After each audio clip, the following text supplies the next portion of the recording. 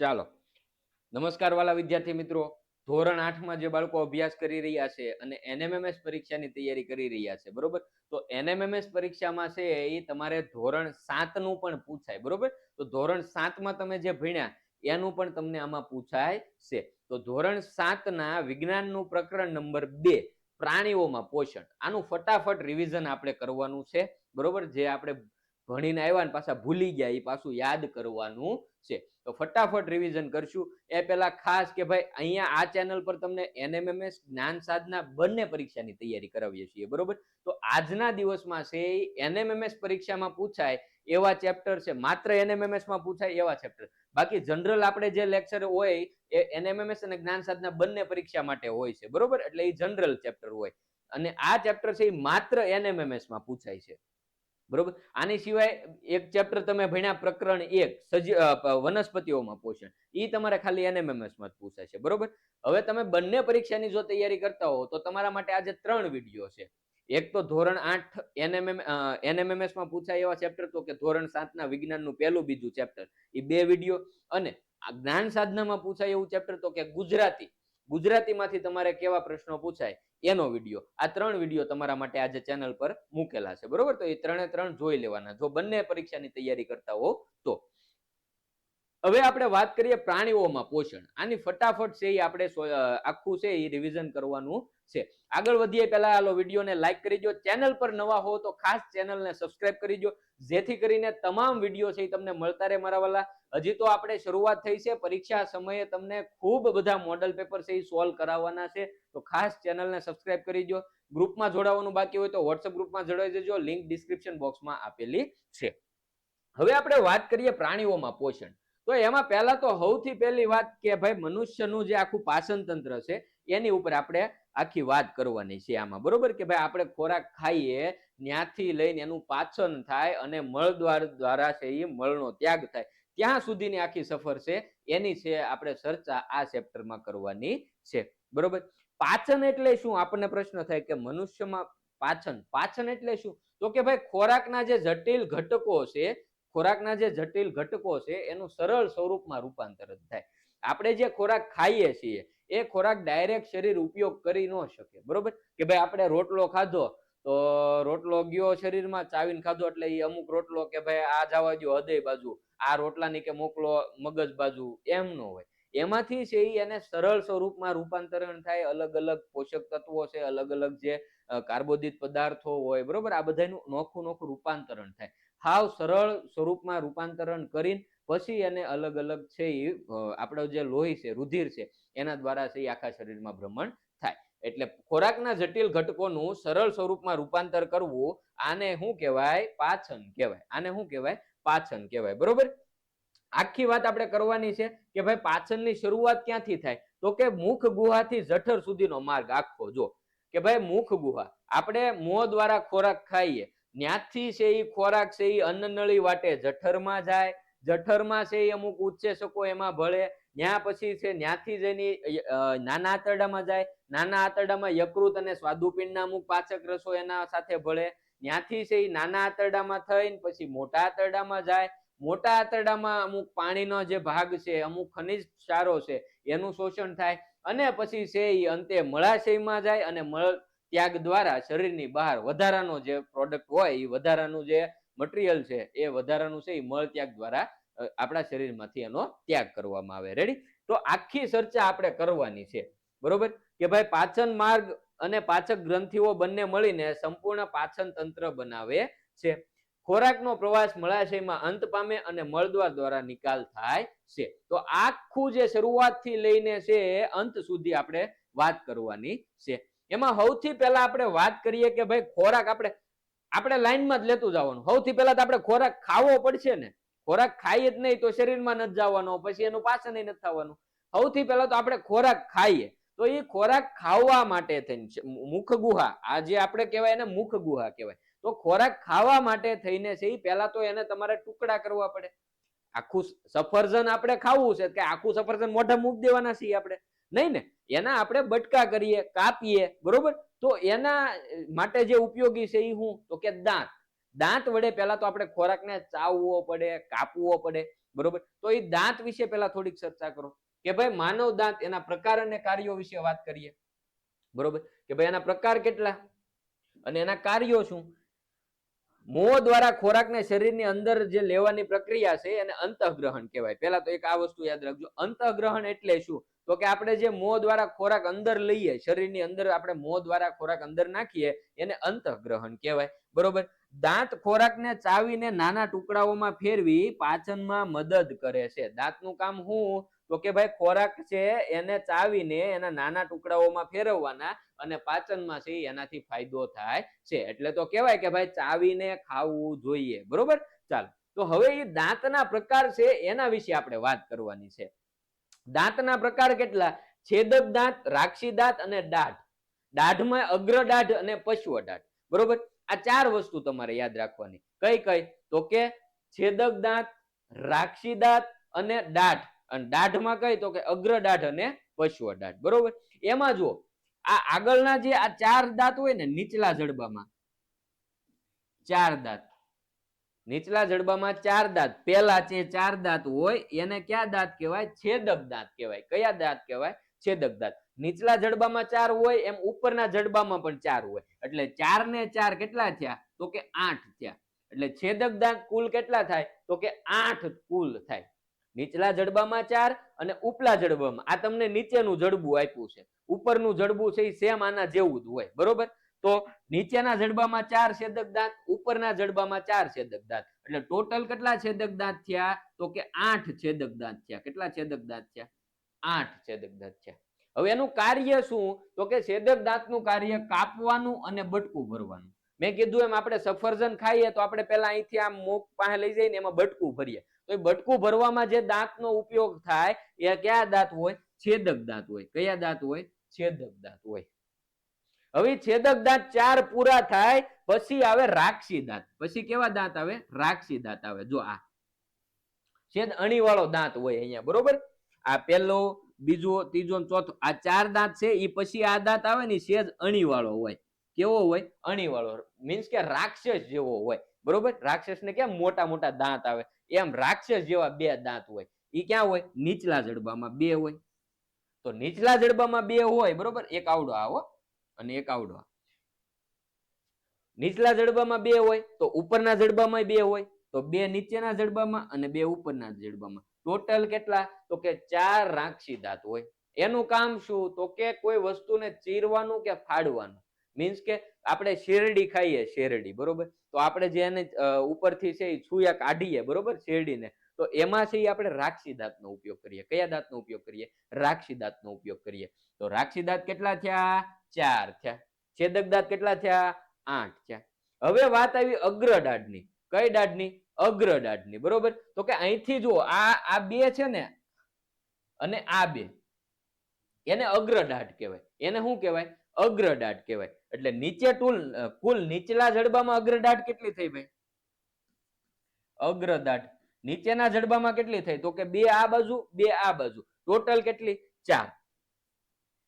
તો નીચેના જડબામાં 4 હોય તો ઉપરના જડબામાં 4 હોય, એટલે 4 ને 4 ટોટલ 8 થાય. એટલે આખા મુખમાં તમે કહો તો અગ્રદાઢ કેટલી થાય? 8 થાય, બરોબર.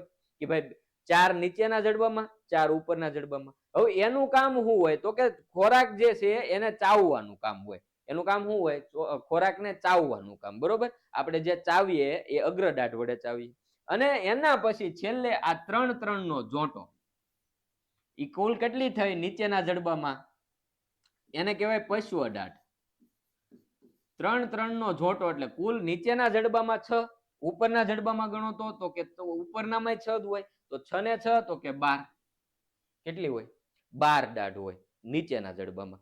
સોરી, નીચેના જડબામાં 6 હોય, બંને જડબાની કુલ ગણો તો 12 હોય. પશ્વદાઢ નું કામ શું? તો કે દળવાનું, ભરડવાનું. એટલે કે ભાઈ આપણે જે ખોરાક ચાવીને કટકા થાય એને હાવ ઝીણો કરી નાખવાનું. એ કામ કોનું? પશ્વદાઢ નું હોય. તો આ આટલા દાંતના પ્રકાર છે એ તમારે યાદ રાખવાના છે. સંખ્યા પણ તમારે યાદ રાખવાની છે કે ભાઈ નીચેના જડબામાં તમને પૂછે કે નીચેના જડબામાં છેદક દાંત કેટલા હોય? તો કે 4 જ હોય. બંને જડબા થઈને પૂછે તો 8 થાય, બરોબર. 8 ઈ 4 રાક્ષી દાંત, 8 ને 4 કેટલા થયા? 12 થયા. 12 ને 8 અગ્રદાઢ, 12 ને 8 20, 20 ને 12 પશ્વદાઢ, 32 ટોટલ દાંત હોય, બરોબર. હવે નાના બાળકો હોય એમાં દુધિયા દાંત આવે. કેવા દાંત આવે? દુધિયા દાંત આવે. એ અમુક ઉંમરે છે એ દુધિયા દાંત પડી જાય.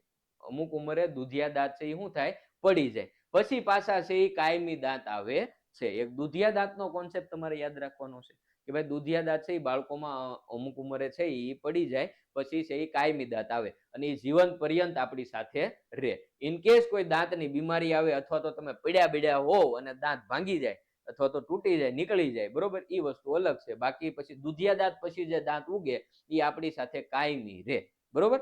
ચાલો, તો આ દાંતની આપણે વાત કરી. આપણે ખોરાક ચાવી લીધો. હવે ખોરાક ચાવીને છે એ પછી આપણે હવે ચાવીએ છીએ તો ચાવવાની ક્રિયામાં પણ અમુક પછી જે ચાવતા હોઈએ એ વખતે છે એ અમુક એમાં લાળ ભળે, બરોબર. આપણે ચાવીએ ત્યારે એમાં લાળ ભળે, એના વિશે આપણે વાત કરીએ. એ પહેલા ભાઈ ખાસ જે વિદ્યાર્થી મિત્રોને વોટ્સએપ ગ્રુપમાં જોડાવાનું બાકી હોય તો વોટ્સએપ ગ્રુપમાં જોડાઈ જજો. વોટ્સએપ ગ્રુપમાં જોડાવા માટેની લિંક છે એ ડિસ્ક્રિપ્શન બોક્સમાં આપેલી છે. ત્યાંથી ન ફાવે તો આ નંબર છે એના પર વોટ્સએપમાં હાઈ કરીને મેસેજ કરવો એટલે વોટ્સએપ ગ્રુપમાં જોડાવાની લિંક છે એ ઓટોમેટિક તમને મળી જશે. વોટ્સએપ ગ્રુપમાં જોડાઈ જજો. બધા ટેસ્ટ છે આપણી, એ સિવાય મોડલ પેપર ને આ બધું તમને વોટ્સએપ ગ્રુપમાં મળી રહેશે. ચાલો, એ સિવાય જે બાળકો ધોરણ 8માં અભ્યાસ કરતા હોય, તમારે NMMS અને જ્ઞાન સાધના બે પરીક્ષા આપવાની હોય તો NMMS અને જ્ઞાન સાધનાની અલગ અલગ બુક લેવાની જરૂર નથી. નૂતન NMMS પ્લસ જ્ઞાન સાધના કોમ્બો બુક છે મારા વાલા. 430 MRP છે, પણ 320માં તમારા નજીકના કુરિયર સેન્ટર સુધી આવી જાય. કુરિયર ચાર્જ ફ્રી રહે. 320માં બંને પરીક્ષાનો સિલેબસ આવી જાય એવી બુક છે, બરોબર. ઓર્ડર કરવા માટે લિંક ડિસ્ક્રિપ્શન બોક્સમાં આપેલો છે અથવા તો આ નંબર છે, આ નંબર પરથી વોટ્સએપમાં મેસેજ કરીને બુકનું નામ લખો અથવા તો આ સ્ક્રીનશોટ પાડીને મોકલી દો એટલે તમારો ઓર્ડર કન્ફર્મ કરી લેવામાં આવશે. શાળા તરફથી મળતા બલ્ક ઓર્ડરમાં છે હજી વધારે ડિસ્કાઉન્ટ કરી આપવામાં આવે છે. ચાલો, આગળ વધીએ કે ભાઈ આપણે ખોરાક ચાવ્યો, દાંત વિશે ભણ્યા કે ખોરાક ચાવવાનો હોય તો એમાં કયા કયા દાંતનો ઉપયોગ થાય એના વિશે ભણ્યા. હવે એમાં આપણે થોડીક પ્રોસેસમાં આગળ વધીએ કે ભાઈ જ્યારે આપણે ખોરાક ચાવીએ છીએ ત્યારે લાળ ખોરાકમાં રહેલા સ્ટાર્ચનું સરળ શર્કરામાં રૂપાંતર કરતી જાય. આપણે ખોરાક ચાવીએ ત્યારે આપણા જેમ વધારે ચાવવાનું કે ખબર તમને કે ભાઈ વધારે ચાવો એમ વધારે લાળ ભળે. તો વધારે જેમ લાળ ભળે એમ જે આપણા ખોરાકમાં સ્ટાર્ચ રહેલો હોય એનું સરળ શર્કરામાં રૂપાંતર થાય. એટલે વધારે ચાવો એના કારણે વધારે લાળ ભળે અને એના કારણે છે એ વધારે શર્કરા જે સ્ટાર્ચ છે એનું રૂપાંતરણ છે એ સરળ થઈ જાય, બરોબર. તો વધારે પ્રમાણમાં અહીંયા જેમ તમે વધારે ચાવશો એમ વધારે લાળ છે એ ભળશે. તો હવે આપણે ચાવ્યું, એમાં લાળ ભળી એટલે એમાં રહેલા સ્ટાર્ચનું કેમાં રૂપાંતર થયું? સરળ શર્કરામાં રૂપાંતરણ થયું. આ વસ્તુ યાદ રાખજો કે લાળ દ્વારા સ્ટાર્ચનું શેમાં રૂપાંતરણ થાય છે? તો કે સરળ શર્કરામાં રૂપાંતરણ થાય છે. બધી પ્રોસેસ જોવાની છે ભાઈ, બધા અંગોની વાત કરવાની છે. તો કે લાળ ગ્રંથિ સિવાય તો કે જીભની ભૂમિકા કઈ હોય ભાઈ? જીભ ક્યાં હોય? તો કે મુખ ગુહાના પાછળના તળિયે જોડાયેલો એક માછલ અંગ છે. કેવું અંગ છે? માંછલ અંગ છે. એમાં કઈ હાડકા હોય નહીં, બરોબર. એ માંછલ એટલે કે ભાઈ માંસ દ્વારા બનેલું છે, બરોબર. એમાં હાડકા હોતા નથી. એ ક્યાં જોડાયેલો હોય? મુખ ગુહાના પાછળના તળિયે જોડાયેલી હોય. ક્યાં જોડાયેલી હોય? મુખ ગુહાના પાછળના તળિયે જોડાયેલી હોય છે. જીભનું કામ શું? તો કે જીભનું કામ છે એ સ્વાદ પારખવાનું છે, લાળ ભેળવવાનું અને ખોરાકને ગળવામાં મદદરૂપ થાય છે. કોણ? જીભ મદદરૂપ થાય. તમને પૂછાય કે ભાઈ લાળ ભેળવવા અને ખોરાકને ગળવામાં કોણ મદદરૂપ થાય? કોણ મદદરૂપ થાય? તો કે જીભ છે એ મદદરૂપ થાય છે. એ સિવાય સ્વાદ પારખવાનું કાર્ય છે એ પણ જીભનું છે. રેડી? પછી તો કે હવે જ્યારે તમે ખોરાક ચાવી નાખ્યો, એમાં લાળ ભળી ગઈ, સ્ટાર્ચનું છે એ શર્કરામાં રૂપાંતરણ થઈ ગયું. એ પછી છે એ મુખમાંથી છે એ જે ખોરાક છે એ અન્નનળી દ્વારા, કોના દ્વારા? અન્નનળી દ્વારા. અન્નનળીમાં ખોરાકનો પ્રવેશ કે ભાઈ ગળેલો ખોરાક જે તમે ખોરાક ગળ્યા એ ખોરાક ગળી ગયા એ અન્નનળી દ્વારા અન્નનળીમાં જાય અને ત્યાંથી પછી આગળ વધે છે, બરોબર. આપણે ખોરાક ચાવ્યો પછી ગળ્યા, ગળી ગયા એટલે હવે એ અન્નનળીમાં ગયો. અન્નનળીમાંથી હવે એ આગળ વધશે. ખોરાક અન્નનળીની દિવાલની હલનચલનને કારણે છે નીચે તરફ ધકેલાય. નીચે તરફ ધકેલાય અને ક્યાં જાય? જઠર તરફ જાય. ક્યાં જાય? જઠર તરફ જાય. એટલે હવે ખોરાક તમે ચાવીને ગળી ગયા, ગળ્યા ત્યાંથી અન્નનળીમાં ગયો, અન્નનળીમાંથી છે એ ખોરાક તમારો ક્યાં ગયો? જઠરમાં ગયો. રેડી? હવે જઠરમાં શું થાય તો કે જઠરમાં કઈ રીતે પાચન થાય એના વિશે આપણે વાત કરીએ. તો કે જઠરમાં ખોરાક પોગ્યો, આ જઠરમાં અન્ન નળીથી ખોરાક ક્યાં આવી ગયો? જઠરમાં આવી ગયો. બરોબર? જઠરનું શું તો કે જઠર છે એ એક જે આકારની જાડી દિવાલ વાળી કોથળી છે. બરોબર? એ પાચન માર્ગનો સૌથી પહોળો ભાગ છે જે અન્નનળીમાંથી ખોરાક મેળવે છે. જઠરમાં ખોરાક ક્યાંથી આવ્યો? અન્નનળીમાંથી આવ્યો. તો અન્નનળી વડે છે એ ખોરાક મેળવે છે. હવે જ્યારે એમાં ખોરાક આવી ગયો એ પછી જઠર છે એ હાઇડ્રોક્લોરિક એસિડ, જઠરમાં છે એ હાઇડ્રોક્લોરિક એસિડનો સ્ત્રાવ થાય. HCl હાઇડ્રોક્લોરિક એસિડનો સ્ત્રાવ થાય. તો હાઇડ્રોક્લોરિક એસિડ છે એ બેક્ટેરિયાનો નાશ કરે અને પાચક રસો છે એ પ્રોટીનનું પાચન કરે. એટલે કે HCl અને અમુક પાચક રસો છે એનો સ્ત્રાવ થાય. ક્યાં સ્ત્રાવ થાય? જઠરમાં. કોનો કોનો? હાઇડ્રોક્લોરિક એસિડ અને અમુક પાચક રસોનો સ્ત્રાવ થાય. એના કારણે શું થાય તો કે જે બેક્ટેરિયા છે એનો નાશ થાય અને પાચક રસો છે તો એ પ્રોટીનનું પાચન કરવામાં મદદ કરે. બરોબર? તો જે આ હાઇડ્રોક્લોરિક એસિડનો સ્ત્રાવ થયો એના કારણે જઠરની દિવાલ એને કઈ નુકસાન ન થાય તો કે થાય. તો એનાથી બચવા માટે જઠરમાં છે એ શ્લેષ્મનો સ્ત્રાવ થાય. શું થાય? શ્લેષ્મનો સ્ત્રાવ. કે ભાઈ શ્લેષ્મ છે એ જઠરની અંદરની દિવાલને એસિડની અસરથી સુરક્ષિત રાખે છે. રેડી? ક્યાં પહોંચ્યા?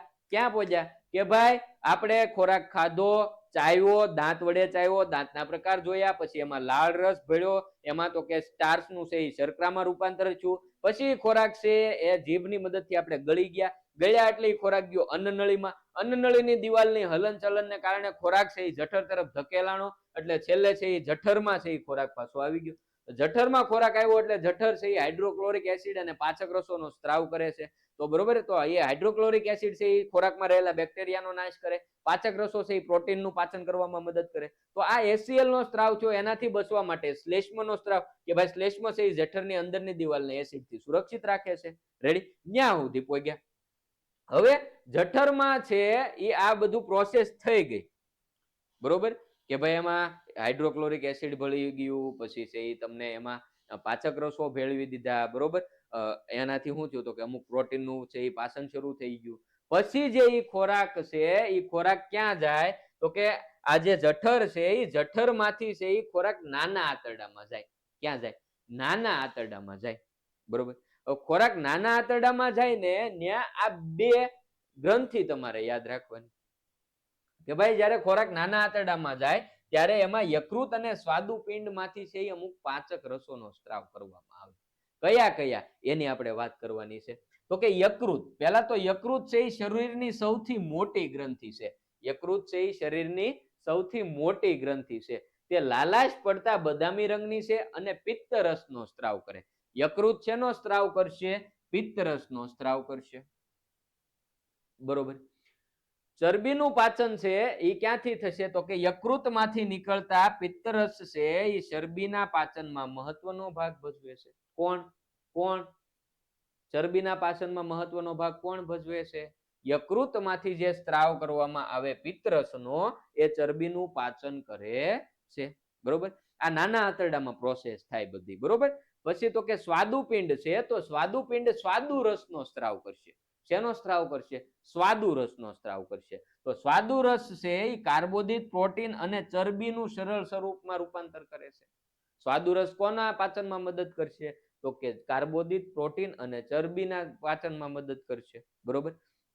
તો આ બે પાચક ગ્રંથિ જે છે એની આપણે વાત કરી. બરોબર? હવે ખોરાક ક્યાં ગયો? હવે ખોરાક ક્યાં ગયો? પહેલેથી પાછું લાવો ભાઈ કે ભાઈ માનો કે મેં સફરજન ખાધું એટલે હું મારા દાંત વડે ચાવીશ. છેદક દાંત વડે મેં પેલા તો છે એમાં બટકું ભર્યું, પછી દાઢ વડે ચાવ્યું, પછી છે એમાં લાળ રસ ભર્યો, તો એના કારણે એમાં રહેલી શર્કરાનું સ્ટાર્ચમાં રૂપાંતર થઈ ગયું. જીભ છે એ મને મદદ શેમાં કરશે તો કે સ્વાદ પારખવામાં મદદ કરશે. બીજું તો કે ખોરાકને છે એ ગળવામાં મદદ કરશે. ખોરાક ગળ્યો એટલે ખોરાક ગયો અન્નનળીમાં. અન્નનળીમાંથી છે એ ખોરાક અન્નનળીની જે દિવાલની હલનચલન છે એના કારણે ખોરાક ગયો જઠરમાં. જઠરમાં ખોરાક આવ્યો ત્યાં HCl નો સ્ત્રાવ થયો, મીન્સ કે હાઇડ્રોક્લોરિક એસિડ નો સ્ત્રાવ થયો એટલે ખોરાકમાં રહેલા બેક્ટેરિયા નાશ પામ્યા. પછી તો કે એમાં અમુક પાચક રસોનો સ્ત્રાવ થાય જેના કારણે છે એ પ્રોટીનના પાચનમાં મદદ થાય. પછી તો કે એક શ્લેષ્મ વાળી વાત કે ભાઈ જે HCl નો સ્ત્રાવ છો એનાથી રક્ષણ મેળવવા માટે જઠરમાં શ્લેષ્મ પણ આવેલું હોય, બરોબર. તો શ્લેષ્મની વાત કરી. હવે એ જઠરમાંથી ખોરાક છે એ નાના આંતરડામાં આવ્યો. ક્યાં આવ્યો? નાના આંતરડામાં આવ્યો. તો નાના આંતરડામાં છે એમાં યકૃત અને સ્વાદુપિંડ દ્વારા અમુક પાચક રસોનો સ્ત્રાવ કરવામાં આવ્યો, બરોબર. નાના આંતરડામાં યકૃત અને સ્વાદુપિંડ અને પોતાની દિવાલમાંથી નીકળતા રસો દ્વારા ખોરાકનું પાચન પૂર્ણ કરે છે. નાના આંતરડામાં આવ્યો ખોરાક, ત્યાં યકૃતે છે એ શું કર્યું? તો કે પિત્તરસનો સ્ત્રાવ કર્યો. સ્વાદુપિંડમાંથી સ્વાદુરસનો સ્ત્રાવ થયો. એના કારણે છે એ ખોરાકનું પાચન થાય છે. એમાં કાર્બોદિત છે તો એનું પાચન પછી ગ્લુકોઝ એટલે કે શર્કરા, સરળ શર્કરામાં રૂપાંતર થાય. જો આ વસ્તુ યાદ રાખજો. નાના આંતરડામાં છે ખોરાકનો ઘટક કાર્બોદિત. પાચન શેમાં થાય? પાચન પછીનું સરળ સ્વરૂપ શું થાય? તો કે કાર્બોદિતનું સરળ સ્વરૂપ ગ્લુકોઝ, શર્કરા, સરળ શર્કરા. ચરબી છે તો ચરબીનું છે ફેટી એસિડ અને ગ્લિસરોલમાં રૂપાંતરણ થાય. જેમાં ફેટી એસિડ અને ગ્લિસરોલમાં રૂપાંતર થાય. પ્રોટીન છે તો પ્રોટીનનું એમિનો એસિડમાં રૂપાંતરણ થશે. શેમાં રૂપાંતરણ થશે? એમિનો એસિડમાં રૂપાંતરણ થશે. રેડી? હવે આ જે નાના આંતરડા વિશે એક મહત્વની વાત છે, આ વસ્તુ યાદ રાખવાની છે કે નાનું આંતરડું કેવાય ખાલી, બરોબર. એની લંબાઈ કેટલી હોય? 7.5 મીટર લાંબુ હોય. કેટલું લાંબુ હોય? 7.5 મીટર લાંબુ હોય. અને ગૂંચળામય અંગ છે. કોણ? નાનું આંતરડું છે એની લંબાઈ કેટલી હોય? 7.5 મીટર એટલે કે 7.5 મીટર લાંબુ હોય છે. હવે એમાં છે એ આંતરડાની જે દિવાલ હોય એમાં રસાંકુરો આવેલા હોય, બરોબર. એ રસાંકુરો છે એ પાચિત ખોરાકનું શોષણ કરે અને રુધિર વાહિનીઓમાં પહોંચાડે છે, બરોબર. નાના આંતરડાની દિવાલમાં શું આવેલા હોય?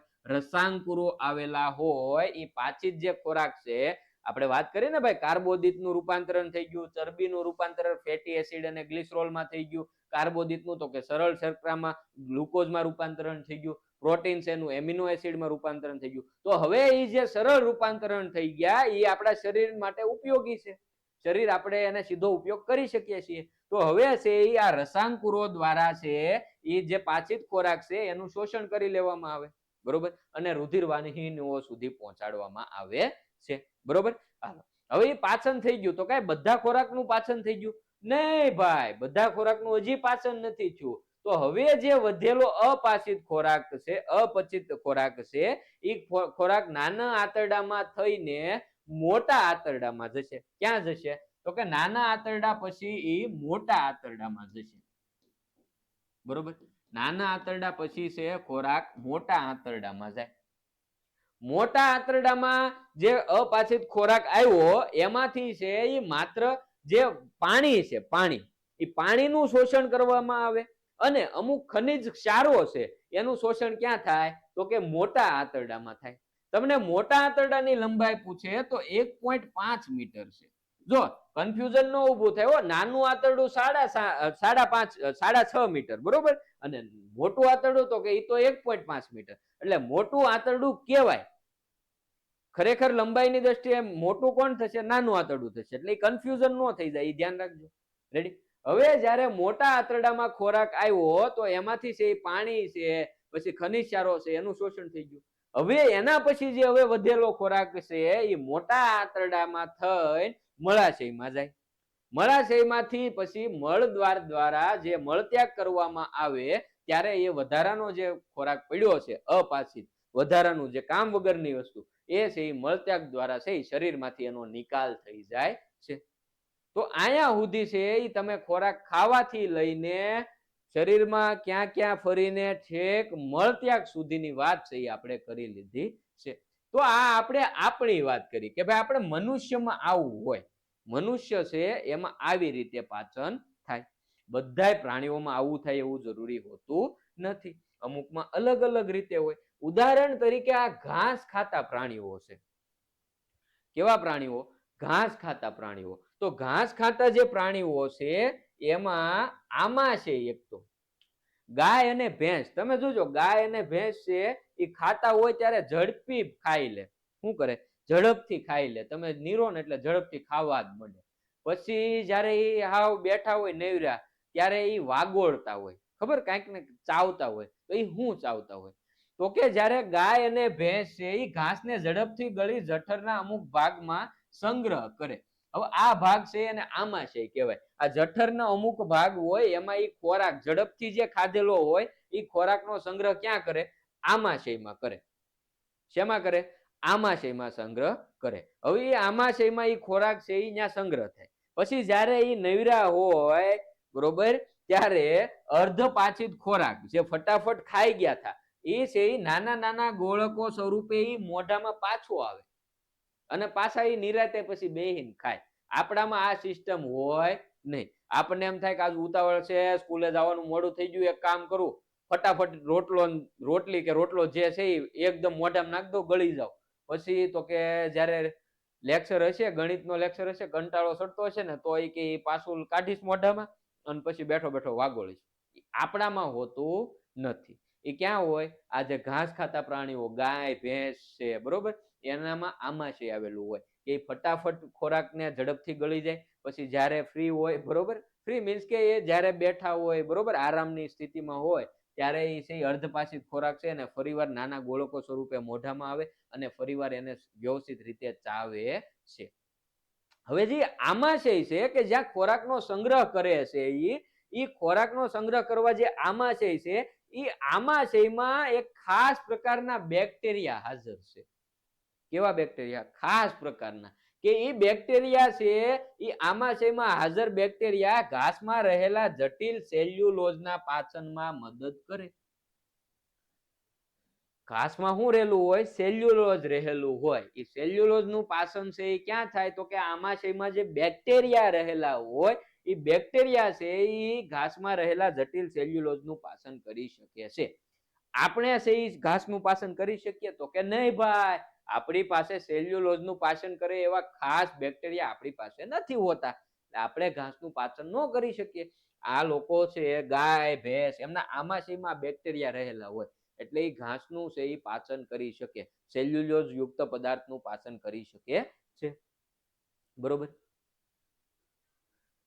આમાં આ ઘોડા અને સસલા છે ને એની અન્નનળી, આમાં કેમ આમાશયની આપણે વાત કરી એમ એક અધ્યાંત્ર આવેલું હોય.